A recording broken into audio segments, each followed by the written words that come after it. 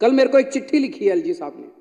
मैं इनकी मांग का समर्थन करता हूं। मैंने बार बार एलजी साहब से दो ही बात कही है और वो होनी चाहिए। मैं इसका भी समर्थन करता हूं कि एक तो ये, जब तक बहाली नहीं होती नए लोगों की, इनको जारी रखा जाए, और दूसरा ये कि जब ये इनकी बहाली होगी तो इन्हीं लोगों को दूसरे होमगार्ड की तरह नियुक्त कर दिया जाए। मैंने एक हफ्ते पहले भी फोन किया एलजी साहब को। मैंने कहा जो तुमने अब ऐड निकाला है, इस ऐड में लिखा हुआ है, इस ऐड में इनको कोई वेटेज नहीं दिया हुआ पुराने वालों को। मैंने कहा सर आपने भी प्रॉमिस किया था, मैंने भी प्रॉमिस किया था कि इनको वेटेज दिया जाएगा, वेटेज क्यों नहीं दिया? हाँ मैं कराता हूं।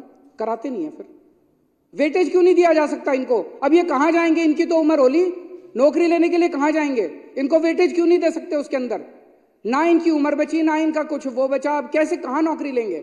इनको वेटेज देने में क्या दिक्कत है? इनके पास हर एग्जाम में दिया जाता है जो पुराने वाले होते हैं। अब कल एलजी साहब ने मेरे को एक चिट्ठी लिखी है।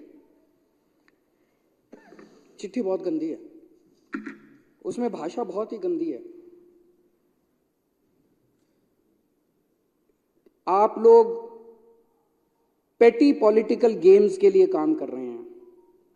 You are passing the buck for one your own inefficiency. अपने स्पीकर साहब को बता देना।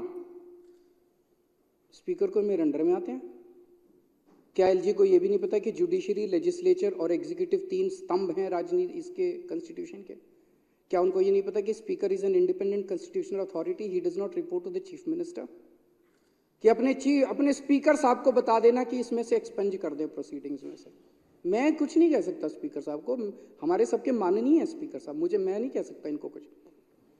You and your ministers are accusing me, your statements are white lies. This is a typical example of abuse and scoot game, which you seem to have mastered.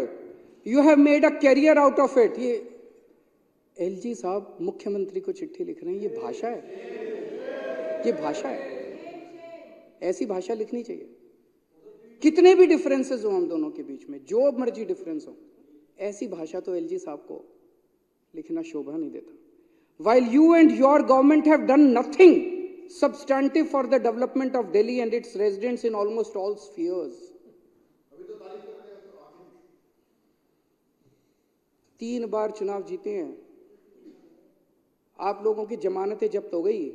कुछ कर ही रहे होंगे तभी हुआ है, कुछ कर ही रहे होंगे दिल्ली वालों के लिए। You have done nothing for the people of Delhi. In a bid to maintain the charade that you have created through repeated lies perpetuated by an incessant publicity campaign.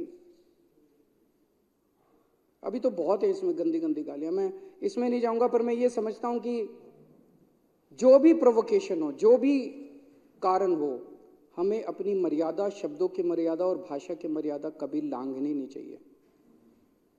बातचीत से सभी समाधान निकलते हैं, अगर नीयत अच्छी हो तो।